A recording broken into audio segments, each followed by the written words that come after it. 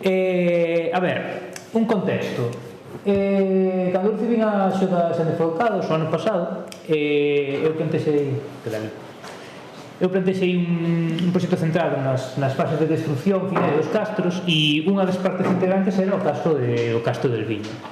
Pero o que vou explicar agora non é a totalidade do que se fixo, o sea, non é a totalidade do... non é froito solo da Xente Folcados, sino que tamén a raíz dela, da primeira intervención que fixemos, levouse a cabo outra que financiou o Concello, por eso está aí o seu logo, o resto son meus, que, bueno, pues como para non facervos unha charla parcial con resultados intermedios, fixemos un mix de todo, co cal me parecía máis coherente explicar o conxunto de investigación e onde chegou agora que non só a parte que implicaba únicamente a este proxecto, non? Entonces, bueno, vamos, despois ir explicando un pouquinho todo, porque dito así por enriba, igual non se entende, non? O que se centraba o proxecto era en analizar, neste caso, a destrucción, as fases de destrucción e abandono do Castro del Viño. Non sei se aquí alguén estivo no Castro del Viño algunha vez. Nunca he ido. Nunca diches ido, vale, por Dios. Non pasa nada. Como sabía que eso podía pasar, teño aquí algunha parte, porque aquí, aunque imos falar do Castro do abandono e non do Castro en sí mismo, dires, bueno, vale, pero que había antes, non? Supoño que quedará así a dúda de onde estamos. Bueno, estamos no Concello da Coruña, nunha zona periurbana, foi rural en algún momento, hai non tantos anos, pero xa non. Aquí o vedes, ten un planiño un pouco xeral do Castro, e aquí tedes unha foto que tomamos co dron hai un par de anos, o que se ve por detrás é Coruña, e isto é parte do Castro. O Castro son aproximadamente unhas 8 hectáreas, para que non sepa moito de Idea do Ferro no noroeste, pois normalmente entran entre 1 e 2, o cal é un sitio bastante grande, xa por comezar con os detalles, e ten bastantes características que o convirten nun sitio bastante excepcional, ¿no? Que conocemos como Oppidum, que na Idea do Ferro do noroeste, que por resumir bastante un lugar central fortificado, algún castro un pouco máis grande, pois con maior capacidade para controlar o seu territorio, con probablemente un maior grado de desigualdade, e con outro tipo de estructuras que non son as típicas vivendas circulares que vemos nun castro, sino que van un pasiño máis alá, ¿no? Por exemplo, accesos e sistemas de defensa monumentales. Isto que vedes aquí é o acceso exterior do castro. Ten 4 torreóns, 35 metros de largo, 3 portas, e despois será protagonista da segunda parte da charla, non? O que vedes á dereita, é o acceso da Croa, todo estruturas moi monumentales, moi potentes, e que non sempre teñen reflejo noutros castros, pois, con contextos un pouco máis sinxelos. Despois, estruturas de abastecemento de auga como Pozo Aljibe, hai 3 castros en Galicia que teñen unha estrutura destas características, insistimos, antes de época romana, por poñer exemplos. Despois, as vivendas, bueno, hai poucas vivendas excavadas, pero bueno, neste caso se circunscribe, non se ve o cursor, vaya por Dios, teño que señalar con mano. A máis que conocemos se circunscribe nesta zona da Croa. Debe ser ver, non? Estou señalando aquí. Non, estou señalando onde teño que señalar, que estou vendo aquí. Non pasa nada, para o boli, tamén sirve. Esta zona aí.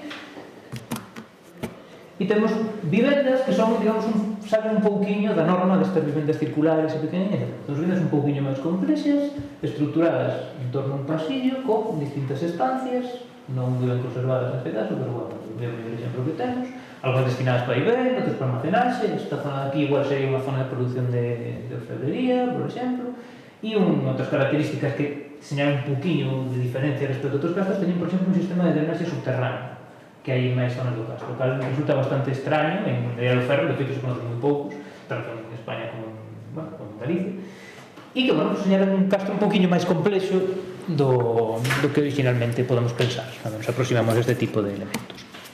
E despois, poñendo outros casos, isto é o edificio dos Betilos, aí sai de aquí talán que o conocen moi ben, porque temos unha publicación de aí non moito con esta estrutura, por non enredar moito, un espacio que ten influencia do mundo mediterráneo, un vínculo moi estreito con Cádiz, un edificio de carácter religioso, empleado para realizar distintos tipos de interaccións entre a población local e a xente que viña os navegantes púnicos que viñan da zona sur da península. Ou tamén, non puxen outra. Bueno, ou tamén temos varios edificios de carácter religioso, cal non é moi habitual a nivel arquitectónico dentro do conxunto da Illa do Ferro. En este caso temos por lo menos 4 edificacións utilizadas para actividades colectivas ou para actividades exclusivamente religiosas. O cal, insisto, non é nada habitual e sobre todo que as podes detectar tanto a nivel arqueolóxico como en contextos do que estamos falando, que, se me olvidou antes mencionar, estamos falando dos séculos 3 e 1 antes de Cristo, ainda que, como veremos, ou dentro desta investigación houve unha sorpresa que veremos despois. E, bueno, dentro deste proxecto o principal obxectivo era saber como e por que se abandona o Castro del Viño. Vemos que é un sitio moi monumental, moi espectacular arquitectónicamente, moi complexo, pero que hai un momento que aínda non podemos, spoiler, aínda non podemos detectar o momento exacto no que pasou, nin tampouco os motivos, ainda que temos algunhas ideas, no que o asentamento se abandona. Parece que de forma bastante sistemática, pero ainda non sabemos moi ben os motivos. E era unha das cousas que motivou comezar con esta investigación.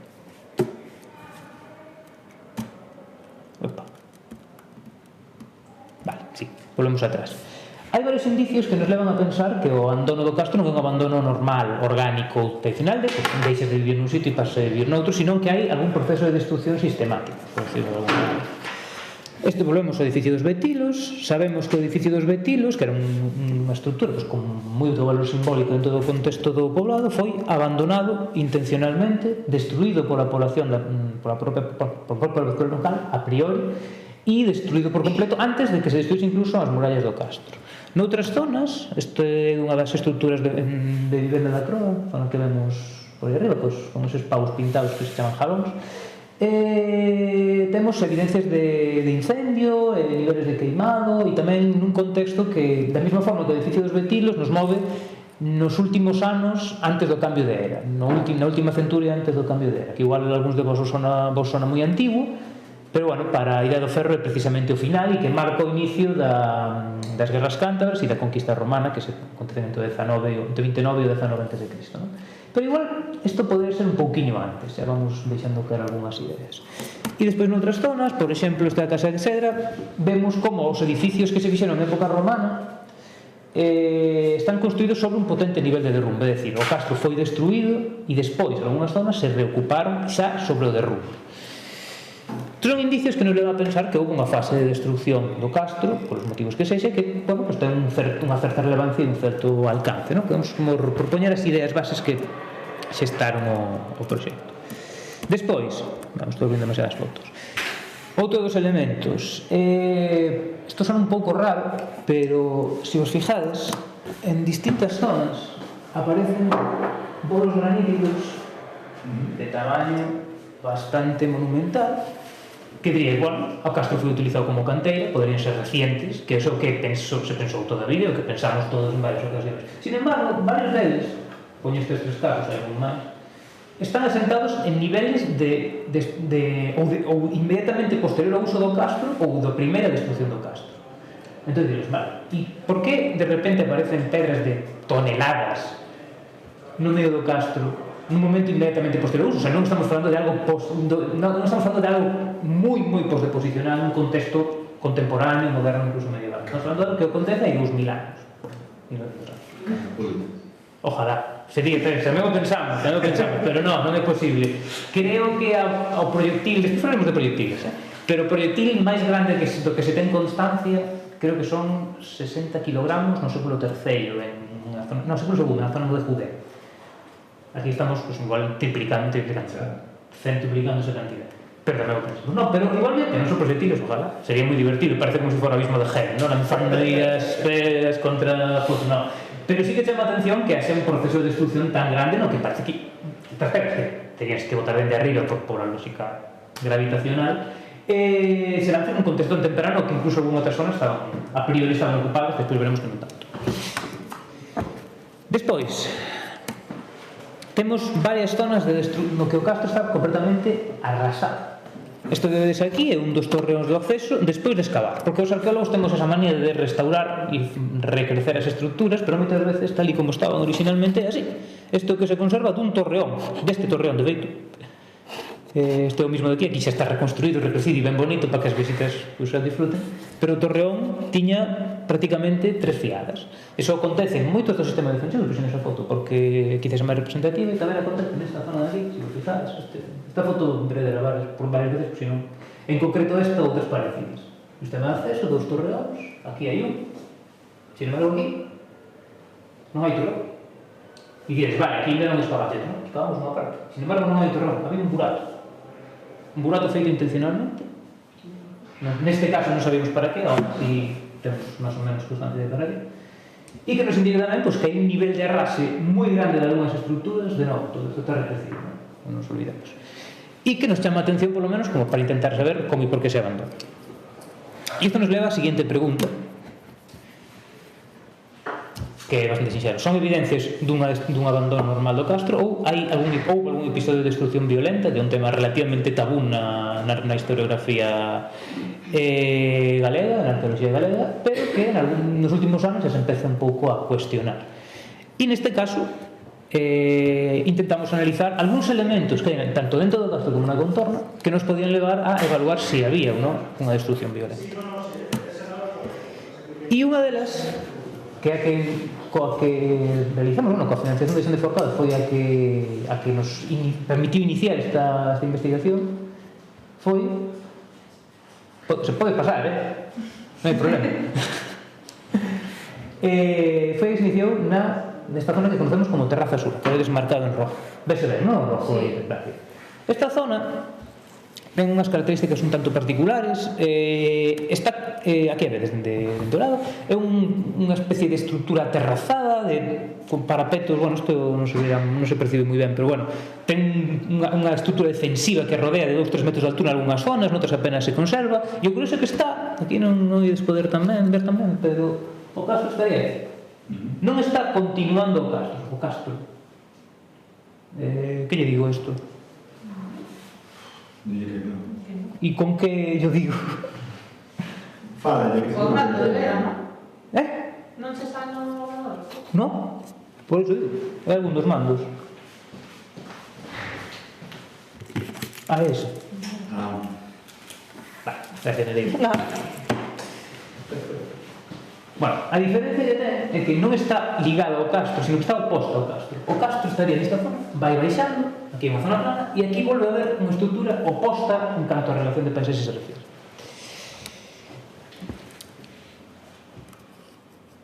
Está situada a uns 200-250 metros, algo menos. Creo que en torno a 200 metros é a distancia exacta. Vale.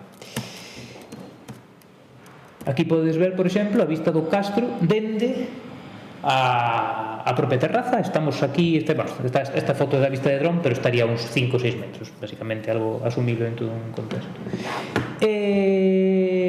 As características desta estructura nos chamaban a atención tamén por outra, se me olvidaba outra cousa. Vou dar para diante porque teño posto aquí. Vale.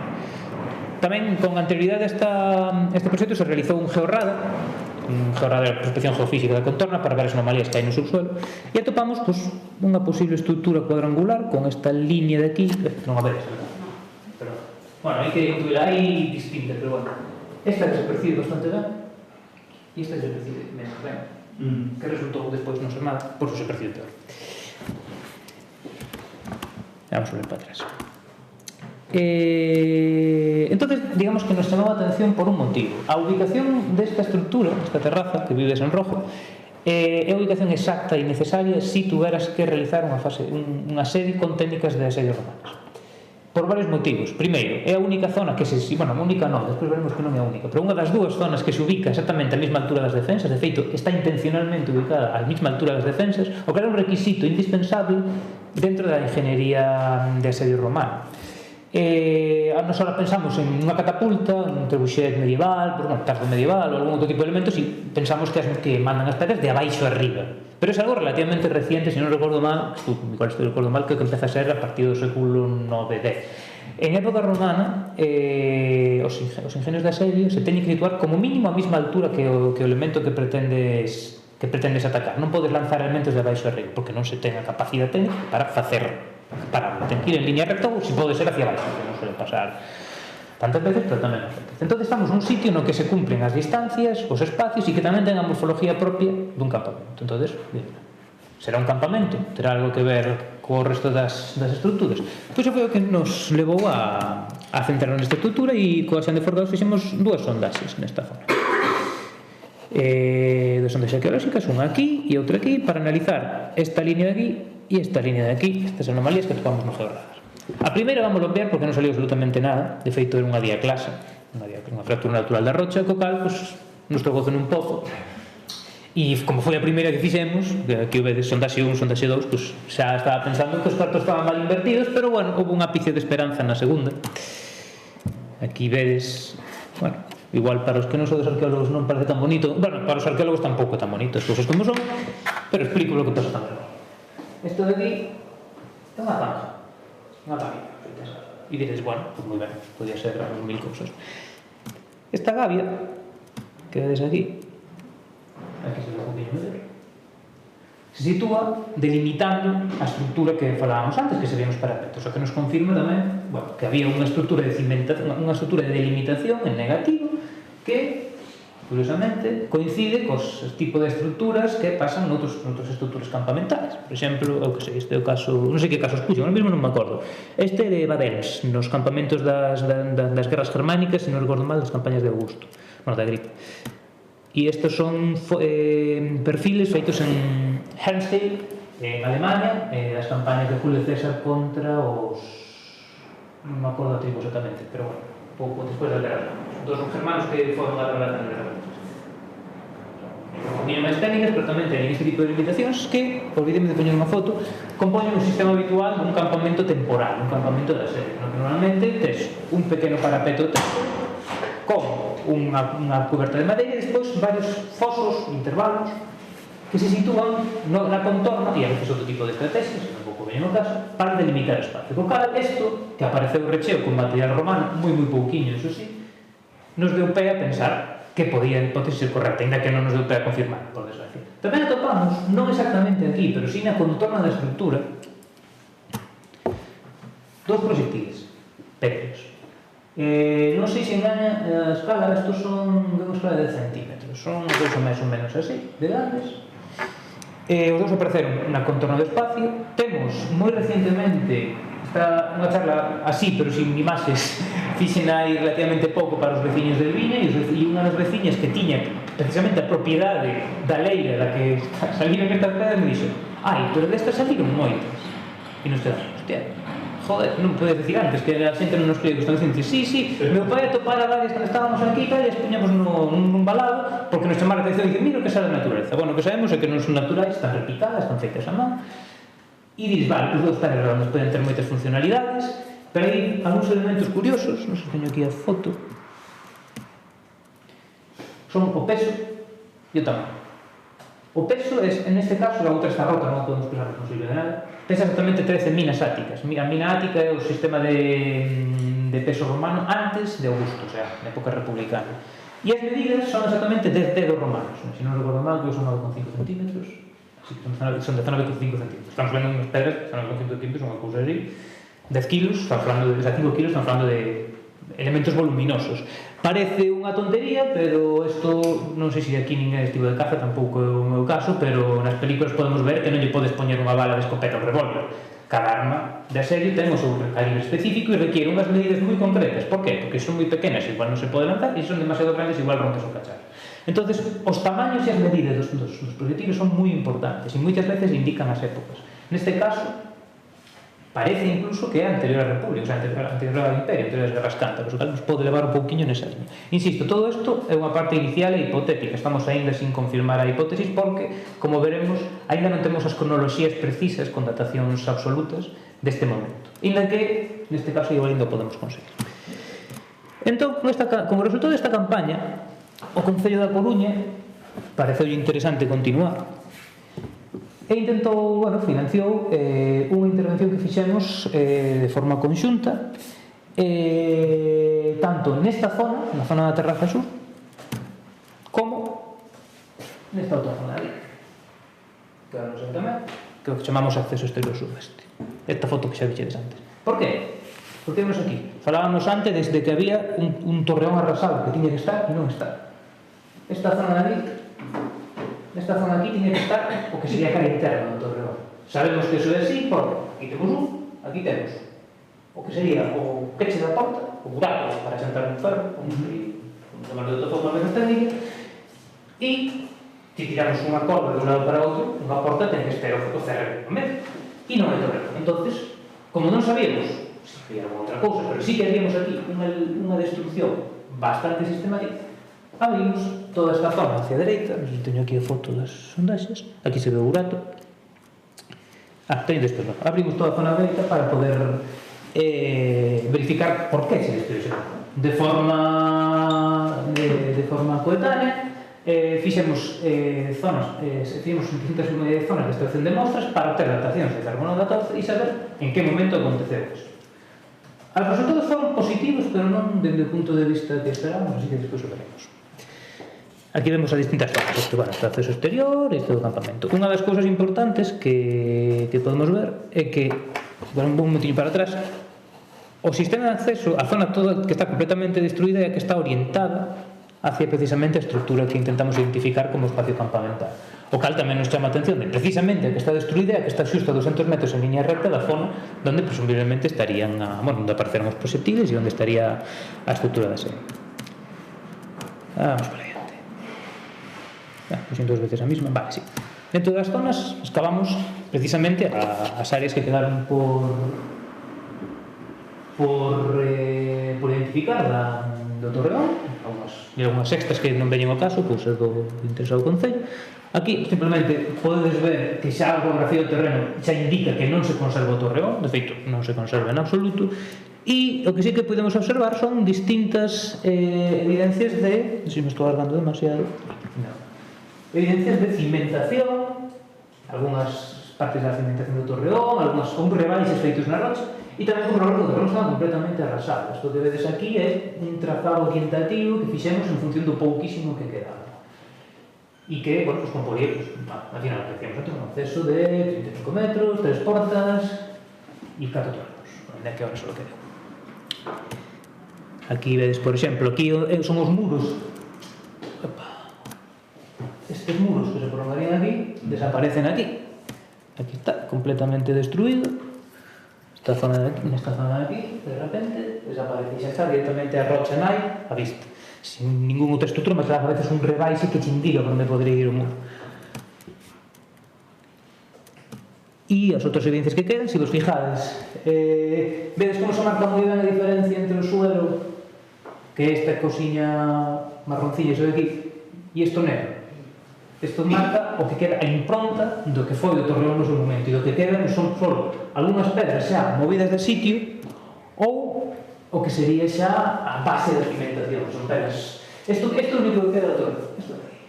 Son pedras vencidas que se ve que tiveron algunha línea en algún momento, pero que xa non ten. Foi completa e absolutamente destruída. Aquí podes ver un poquinho como se vería en de arriba e, bueno, como a zona na que como se distribuiría o acceso e a zona na que faltaría. Creo que teño aquí pensando outra cousa que ahora mesmo non recordo.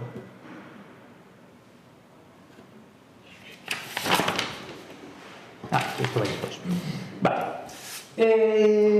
Entón, fixemos toda esta zona e confirmamos varias cousas.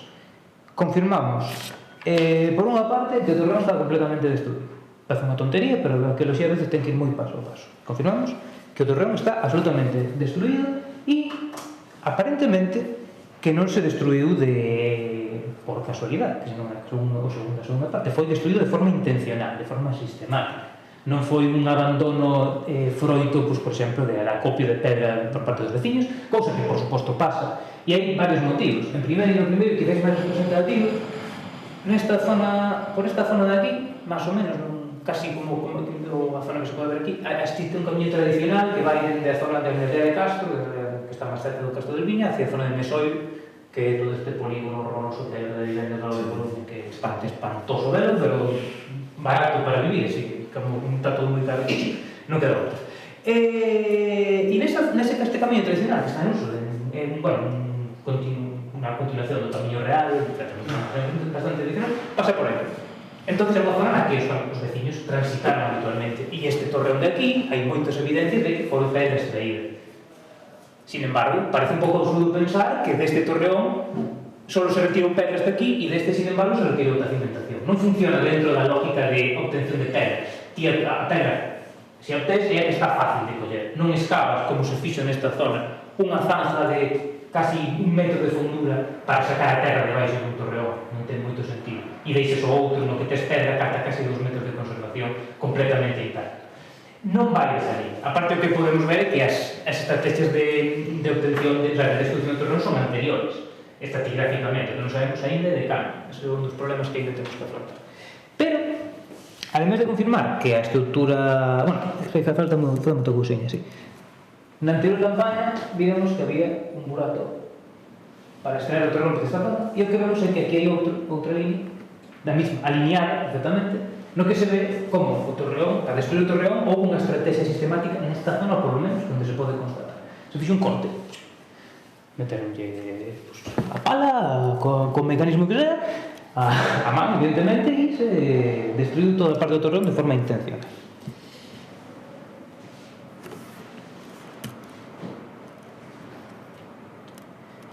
E, por último, creo, sí, por último, o nivel de arrase tivo unha parte boa, tivo unha parte mala e tivo unha parte boa.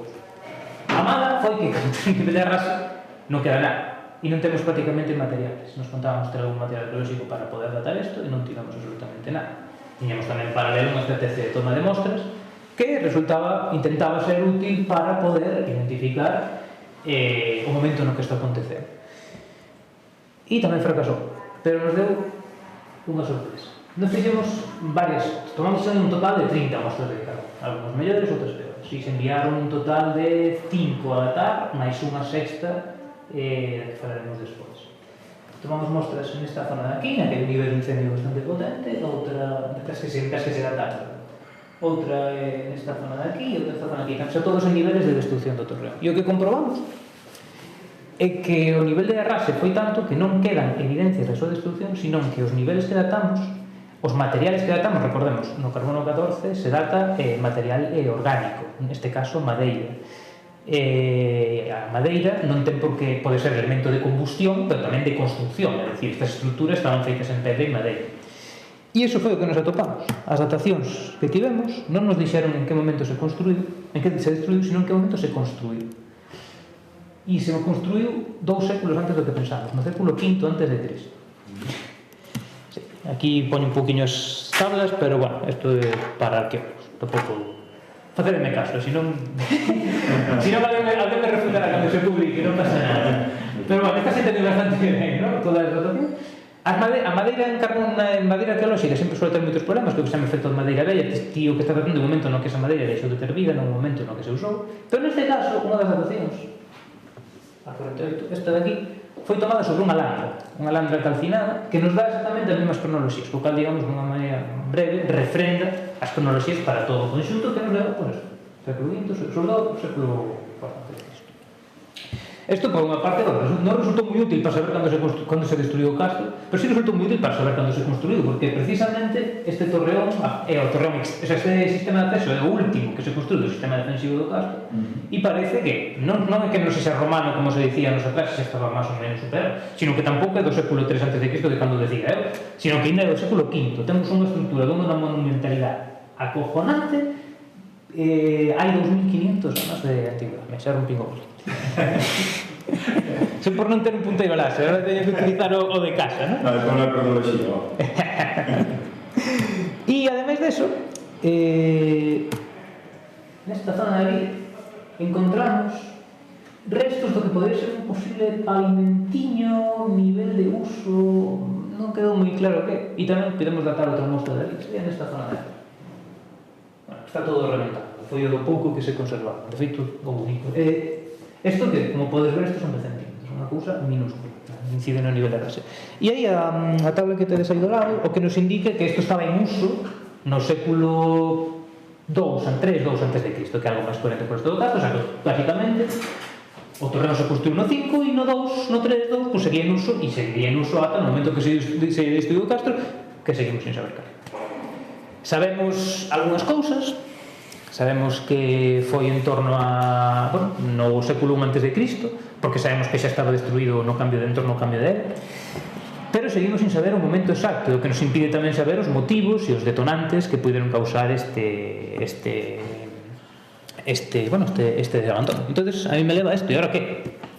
Porque todo isto nos levou a ter conclusións interesantes, a avanzar en algunhas líneas, a confirmar unha destrucción sistemática e a cousas que non esperábamos, como saber no momento de construcción do yacemento. Pero hai que intentar, por lo menos eu non me rindo facilmente, hai que intentar buscar outras alternativas, non? Neste caso, pois hai que explorar outras posibilidades para coñecer as datas da destrucción do castro. Quizáis, pois, na zona sur da península teño varios colegas que traballan con detectores de metales e outro tipo de técnicas para poder identificar contextos de conflicto, sobre todo neste caso no entorno do castro. Xa me suxeriron algunhas cousas que, bueno, estamos valorando por ahora, valorando basicamente porque non temos suficiente tempo para fazer. E outra das cousas importantes é agardar polas datacións, porque nunha das deixei tes unha datación pendiente na zanxa que vimos da primeira campaña, que volvimos a excavar un pouquiño nesta segunda solo para obter mostras. O colega do CISPAC, Jorge Sanjurjo, tomou mostras para datar por termoluminiscencia o momento no que se colmou a zanxa e ver en que momento estaba en uso ese espacio. Entonces, pois ainda nos queda esa última bala, pero non é a última bala, porque dentro do proxecto tamén estaba facer un vuelo líder de todo o castro, e o que vimos, e isto é en exclusiva, de verdad que é en exclusiva, non? Está sin publicar e, bueno, non saliu en ningún sitio, é que dentro de vuelo líder, se non sabedes o que é o líder, bueno, un láser que crea un modelo digital do terreno con moitísima precisión. Hai varios a escala peninsular feitos polo Instituto Geográfico Nacional, pero nos fixemos un específico para o propio castro, que ten moita máis precisión. E se aquí temos a Terraza Sur, e aquí temos o castro, aí arriba temos outro, que aí diréis, bueno, non se ve nada, non se ve nada porque este é o modelo original feito do castro, pero igual non podes seguir se vedes este recinto aquí circular. Ainda non sabemos que é, porque isto acabamos de descubrir aí menos dun mes, pero a ubicación é idónea, a morfoloxía é moi coherente con outras estructuras de serie, a ubicación é perfecta, está a 250 metros, tamén unha zona de control a certa altura, e por ahora non sabemos nada máis. A miña idea é o ano que ven ir aí, xa veremos como e de que forma, e a ver si se confirma o carácter violento do abandono de Briña e ver si podemos identificar por primeira vez arqueolóxicamente unha destrucción violenta dun castro en Galicia, que tamén estaría bastante ben. E nada máis, moitísimas gracias.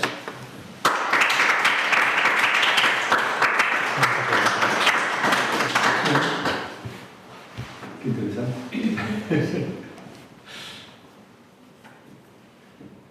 Pues nada, si queredes preguntar algo, e se non queredes non pasa nada. Eu sí, pero espero que alguén pregunte. Yo tenía dos preguntas, pero sencillas, Poden ser difíciles. E tardeme moitas cousas, porque, non sei, tampouco quería dar moita lata. Como queres abusar? Yo tenía dos preguntas. La primera era ¿qué ibais a hacer? O sea, ¿cómo ibais a proceder en las próximas campañas? Que yo supuse que lo más lógico en realidad será centrarse en los campamentos, en los posibles campamentos, ¿no? Sí que es verdad que tiene una forma un poco extraña, ¿no? O los campamentos de servicio okay. Así. Creo que ten forma extraña. Los campamentos de sí. A ver, eso é unha discusión que teño con moita xente. Eu estou estudiando arqueoloxía de conflito desde ano e pico, é algo que me levou ali a vida, porque, bueno, as hipótesis de traballo levanse onde non esperas. Se algo que teñen os campamentos da serie, non tanto os campamentos permanentes, nin siquiera os temporales, que tamén teñen unha morfoloxía máis ou menos definida, é que depende moitísimo de onde estás e do que queres facer con eles. Parece unha estupidez o que estou dicindo, pero en términos de arqueoloxía bélica moitas veces hai moi poucas variacións entre época romana e o século XVIII. porque moitas veces ti tens que adaptar as técnicas que tes, o que ti pretendes facer co enemigo, a orografía do terreno e os elementos de ataque que ti tes nese momento disponibles, que non sempre son os mesmos, incluso dentro do mesmo período. Entonces as morfologías varían moitísimo, e pode pasar, de feito, hai moitísimos, un dos elementos que máis se utiliza para identificar non sale en castellano, non sale en galego ni en castellano. Slingshots son as balas de onda. Bueno, sí, las balas de onda. Balas de onda, que creo que non ten traducción, así que son dos elementos que máis utiliza. E de repente podes atopar, normal é atopar unha concentración tremenda, e sin embargo, nunha das excavacións que se fixo das guerras sectorianas na zona suroeste, que sería Portugal, decían, neste xacemento non aparecen balas de onda. Non sabemos por qué. Temos todo perfectamente ben atado e as balas de onda, que é como un elemento super indicativo de asedio romano, non aparecen. Por qué? Non o saben. E en realidad pode ter un problema, pode ser un problema de suministro, pode ser un problema de registro tamén, pero falaban de que outros xacementos aparecían e neste non concreto como a mesma característica geolóxica. Entonces, que quero decir con isto? Que varía todo moitísimo en función do que ti teñas e do que ti necesites. Neste caso, a planta é rara? Sí, pero venme a mente, non me sale o nombre, vou quedar fatal, pero non me acordo. Un dos campamentos das guerras cántabras, non me acordo do sitio, en Cantabria era, valga a redundancia, que tiña a mesma forma, e sin embargo podes ter outros anteriores que non teñen nada que ver. Non sabemos nin siquiera para que sirve, igual simplemente está flanqueando. Se vedes, son moi chulos, se buscades en internet os de Renieblas, que son os de Numancia, que hai 8 ou 9, podes ver que cada un é de su pai e de su madre e teñen unha forma moi distinta e se sitúan en distintas zonas, e moitas veces, se non sabes como se desarrolla a propia estrategia de ataque, non sabes en realidad como se sitúan e como se terían que situar e para que serviría cada un. Ese é un dos problemas que ten. Disculpa o rollo, porque todo eso para decir que non o sei, así que, pero bueno. No, está bien.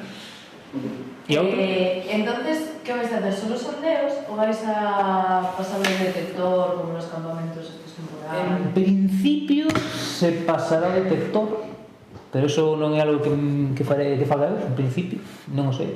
E en principio tamén a miña idea é facer sondeos ano que vai. Pero bueno, dependerá, como sempre, de billetes.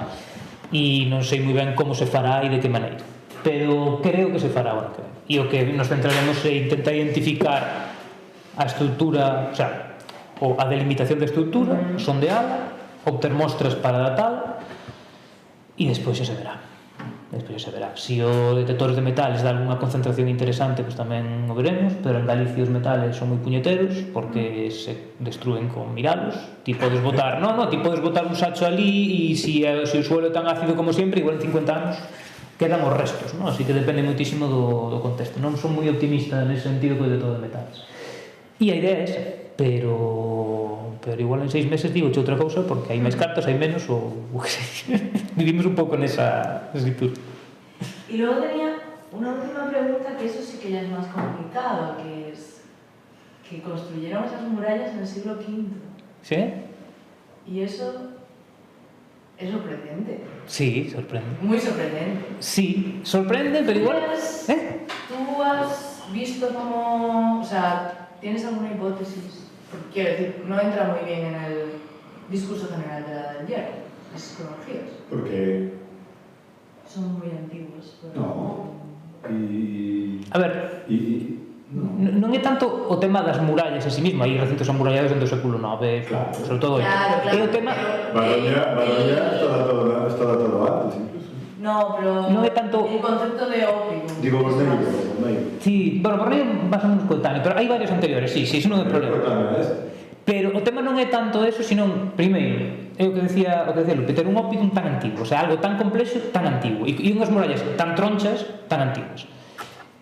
O que estou vendo é que igual as murallas deste tipo de tamaño son máis antigos do que parecen. Digo, polo caso de noutra excavación que estou levando entre o Castro, temos un sistema non tan monumental, pero bastante potente, e a priori con o sistema nos tira máis que 5, máis ben o cuarto, pero bueno. E tamén pode chamar a atención, pero sí, por exemplo, nos pensábamos sempre no século III porque cando chegan os materiais de importación que son os que che permiten asentar. Aquí falamos do século III porque aparecen as formas greco-itálicas, materiais de importación que nos levan un pouco ao século III e este proceso de emerxencia de lugares centrales que sempre se pon entre os séculos III e para diante. Pero noutras zonas de Europa, por exemplo, os sitios principescos da zona de... Ai, sempre me confundo o nombre. Bueno, do sureste germano, vale? Que non me sale oculto. Hunsrück-Heide. A veces a conexión wifi non vai tan rápido como esperaba. Tes lugares, empezan a aparecer lugares centrais no século VI. O que pasa é que se truncan moi rápido e no século mediados do século V desaparecen por completo. O que eu creo aquí, hai outra cousa que non vos comentei, porque, bueno, tampouco isto é unha charla eterna sobre el viño. Aquí, esta zona de aquí, hai unha muralla anterior á muralla que sabemos e que foi destruída precisamente no século V a.C. O castro se refai de cero. O sea, hai un castro que vai máis ou menos por aquí, máis pequeno, e chegan precisamente neste mismo momento que estamos vendo que se arrasa o castro de cero, non sabemos que é, pero se arrasa, igual son, pues, non temos ni idea, en realidad. E se fai un castro novo, de cero, e o que se ve que ese castro novo chega ata aquí. Hai 8 hectáreas de castro. Non encaixa moito co habitual? Non encaixa moito. Non encaixa moito. Pero tampouco desencaixa tanto. Ao final, en Galicia, estaba pensando outro día, que podemos chamar ópida en Galicia hai 3. Que hacer un registro suficientemente amplio e que podamos calificar como tales. Hai máis seguro, porque hai outros que por la configuración, outros ten ti. Son se entrega a Francisco de las e un vídeo. Entonces, claro, os marcos se poden mover fácil.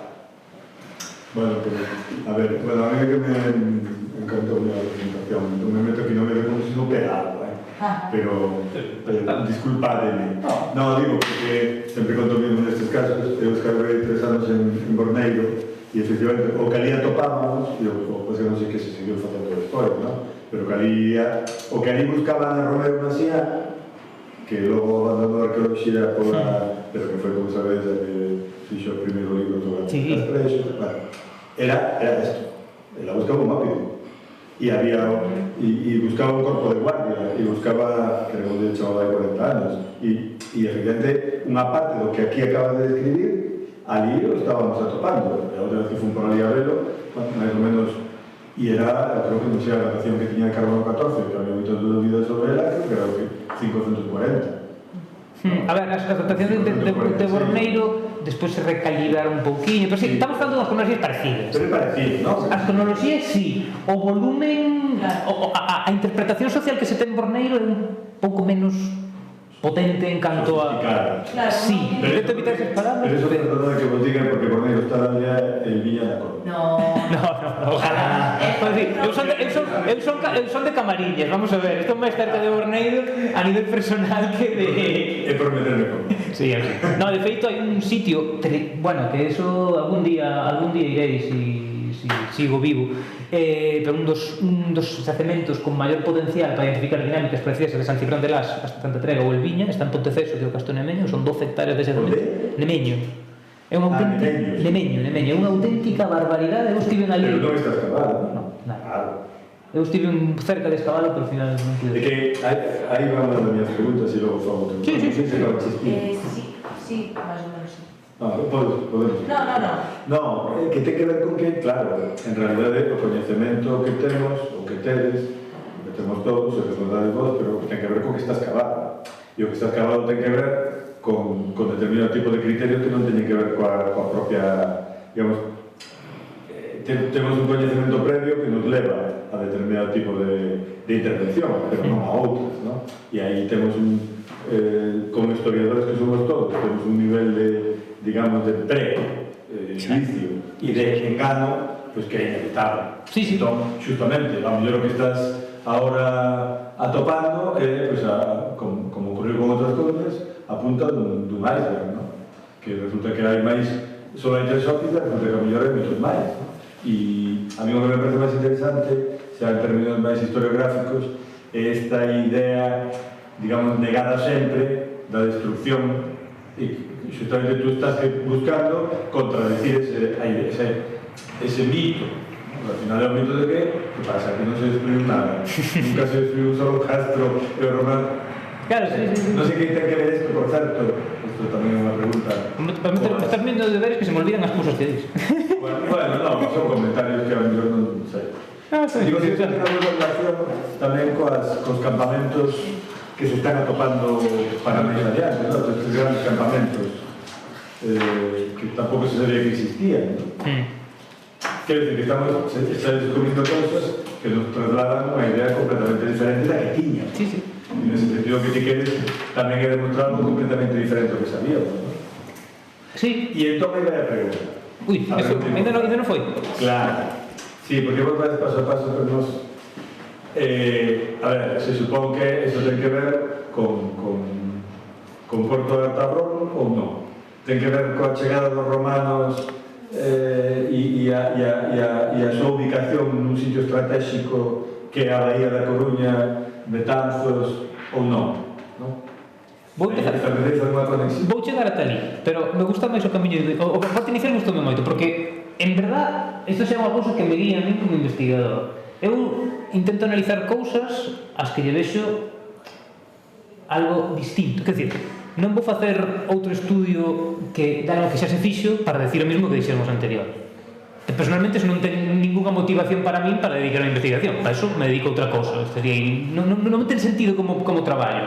Eso non implica tampouco que teñes que topar algo radicalmente novedoso en todos os casos, sino poñer o foco en aquelas cousas nas que podes aportar algo. Eso é onde quero ir.